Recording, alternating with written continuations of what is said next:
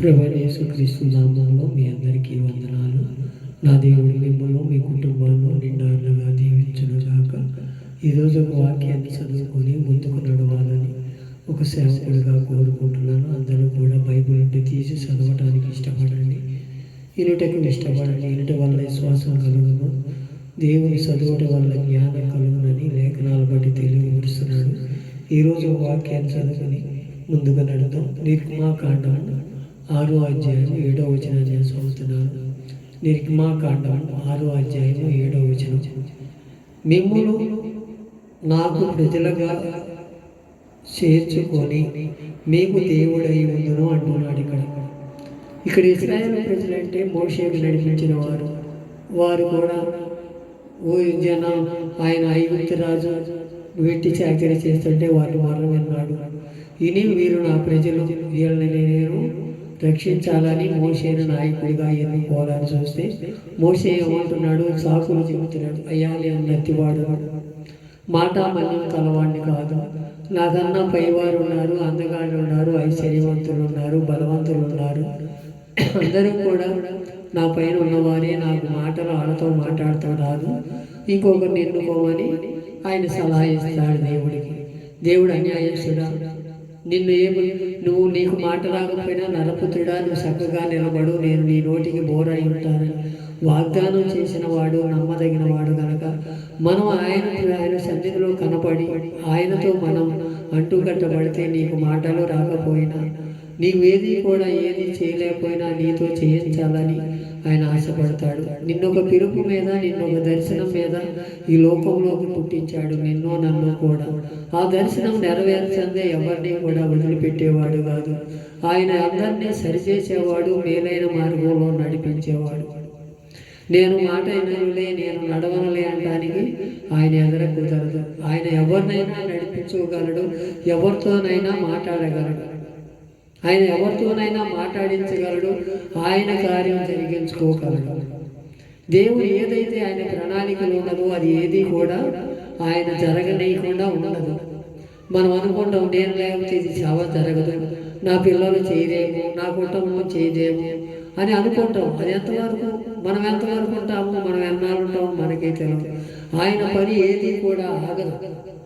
ఆయన ఎప్పుడూ కూడా ఒకటే మాట్లాడు, నా పని నేను ఎంతవరకు ఎవరితో చేయించుకోవాలో వాళ్ళతో చేయించుకునే వరకు వదిలిపెట్టనంటాడు. ఆనాడు ఏమయ్యాడు యోనా? నేను నీ దేవుడు అట్టాగే ఉంటాడు. ఆయన జాలిమంతుడు, కరుణామయుడు, ఎవరినైనా జాలి పడతాడు. నేను వెళ్ళి ఈ నినివే పట్టణాన్ని బాగు చేస్తే మళ్ళీ వాళ్ళు ప్రతి గతిలో ఉండిపోతారని తప్పుకొని తిరుగుతాడు. అయినా వదిలిపెట్టాడు. ఆయన వదిలిపెట్టలేదు కదా, శాప గడుపులో వేసాడు, ఎన్నో చిత్రహింసలు పెడితే అప్పుడు తెలుసుకొని వెళ్ళి నినివే పట్టణాన్ని రక్షించుకోగలరు. నిన్నైనా నన్నైనా ఒక ప్రణాళిక మీద తీసుకొచ్చాడు. ఆయన ఉచితంగా ఎవరిని తీసుకురాలేదు.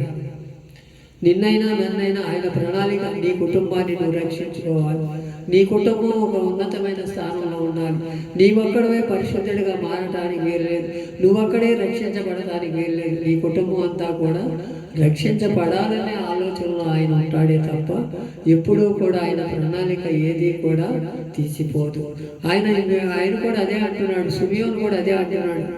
సుమియోను ఏమంటున్నాడు? నాదా నీ మాట చొప్పునే జరుగునుగా అన్నాడు. ఆయన ప్రణాళిక ఉంది ఆయనకి. యేసు ప్రభువు వారిని రెండో రాకడలో నేను చూడండి చనిపోనని ఆయన ఒక గురి పెట్టుకొని ఉన్నాడు కాబట్టి ఆయన చూడగలిగాడు. మనం ఏ గురి పెట్టుకోగలుగుతున్నాం, ఎలా ఉన్నాం అని ఒక్కసారి మన హృదయాలు పరిచయం. మీరు నాకు ప్రజలుగా చేర్చుకుందును, నేను మీకు దేవుడై ఉంటానంటున్నాడు. ఆయన ఎప్పుడు కూడా మనకు దేవుడే, మనం రక్షించేవాడే, మనల్ని కాపాడేవాడే, మన జీవితాలు మార్చేవాడే. మనం అలా తప్పుకుంటాం. ఎందుకు అలానంటే నాకు అర్హత లేదేమో, నేను అందరితో పాటు మాట్లాడలేనేమో, అందరికీ నేను సమాధానం చెప్పలేనేమో అనే ఆలోచనలో మనం తప్పుకుంటామే కానీ ఆయన ఎప్పుడూ కూడా అందరికీ దేవుడే. నీ మాట అయినా వింటాడు, నా మాట అయినా వింటాడు, పెద్దవాళ్ళ మాట వింటాడు, నా మాట ఎందుకు వింటాడని ఆలోచన చేయవసరంలా. దావీదు కుమారుడా, నన్ను దాటిపోవద్దయ్యా, నా సమస్యలన్నీ నీకు తెలుసయ్యాలి. మనం ఎప్పుడైనా నీ సమస్యను, నా సమస్యను ఆయన ఎదురు పెడితే అది ఎప్పుడూ కూడా అది ఆయన ఎప్పుడూ కూడా సరి చేసుకొని నేను సరి చేసుకొని మోకరించి ప్రార్థన చేయగలిగితే ప్రార్థన జవాబు అనుగ్రహించేవాడు. అలాంటి దేవుడు మనకు ఉండగా మనకి ఏ లోపం. అలాగే నిర్మాకాండం 23వ అధ్యాయం 22లో కూడా అంటున్నాడు, అయితే నీవు ఆయన మాటను జాగ్రత్తగా విని నేను చెప్పినది యావత్తు చేసిన ఎడల నేను నీ శత్రువులకు శత్రువుని నీకు విరోధులకు విరోధనై ఉండును అంటున్నాడు. ఇక్కడ జాగ్రత్తలు కొన్ని నేర్పుతున్నాడు మనకి. ఆ జాగ్రత్త పాటించాలి మనం. అటు వెళ్తే పాడైపోతావు, ఇటు వెళ్తే ఇదైపోతావు. ఆయనవన్నీ కూడా బైబిల్లో రాసినయే జరుగుతున్నాయి. ఆయన రాసినది ఏది కూడా ఎంతవరకు జరగలేదంటానికి లేదు. ప్రతి విషయం కూడా నెరవేర్పే మాటలు ఆయన జాగ్రత్తగా ఉండని నిన్ను నన్ను హెచ్చరిస్తున్నాను. ఎక్కడ జారిపోతావు, ఎక్కడ పడిపోతావు, నీ జీవితాన్ని ఎక్కడ నాశనం చేసుకుంటావు, ఎక్కడ చిన్నాభిన్నం చేసుకుంటావు అని ఆయన జాగ్రత్తగా ఉండమంటున్నాడు. మనకి ఎన్ని జాగ్రత్తలు చెప్తున్నాడు చూడండి. ఆ జాగ్రత్తల్లో మనం ఏదైనా పాటించగలుగుతున్నామా? సాతాను ఒక్కోసారి మన పేరే పని చేస్తాడు. నువ్వు అందగాడు, నువ్వు మాటగాడివి, నువ్వు మాట్లాడితేనా, నువ్వు పాట పాడితేనా, నువ్వు వాక్యం చెప్తేనా, నీకన్నా ఎవరు గొప్పోళ్ళు లేరని మనల్ని కొంగదేశంతే. ఆ దానికి పడిపోయి మనం దేవుని దూరం చేసుకుంటున్నామేమో. ఒక్కసారి నేను నీకు దేవుడై ఉంటాను, నువ్వు నాకు ప్రజలై ఉండమని వాగ్దానం ఎలా చేశాడు ఆయన. నీవు నా మాట జాగ్రత్తగా ఈయన ఆయన మాట వినగలుగుతున్నామా? ఒక చెబుతూ వదిలేస్తున్నామేమో. ఒకసారి మన హృదయాలు మనమే పరిశీలన చేసుకోవాలి. ఈ రాత్రికాల సమయంలో దేవుడు నీతో నాతో మాట్లాడుతున్న మాట, మీరు జాగ్రత్తగా ఉండండి, మీరు జాగ్రత్తగా ఉండండి. ఎక్కడ తప్పిపోతారో, ఎక్కడ జారిపోతారో, ఎక్కడ కుటుంబం చిన్నాభిన్నం అయిపోతుందో మీరు జాగ్రత్తగా ఉండండి అంటున్నాడు. మనం అలాంటి స్థితిలో ఉంటున్నామో లేదో ఒకసారి మన హృదయాల పరిశీలన చేసుకోవాలి. 2 కొరింథీ పత్రిక 6వ అధ్యాయం 18లో కూడా అంటున్నాడు, నేను మిమ్మల్ని చేర్చుకుందును, మీకు తండ్రినై ఉందును, మీరు నాకు కుమారులైందురు, కుమార్తెలైందురు, సర్వశక్తి గల ప్రభువు చెప్పుచున్నాడు అంటున్నాడు.